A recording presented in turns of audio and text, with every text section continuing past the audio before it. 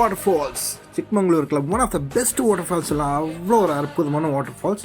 செம்ம லாங்லேருந்து கொட்டும், அதே சேம் டைம் கீழே ஹைட்டே இருக்காது. நீங்கள் ஜாலியாக என்ஜாய் பண்ணலாம் ஃப்ரெண்ட்ஸோடு வந்து.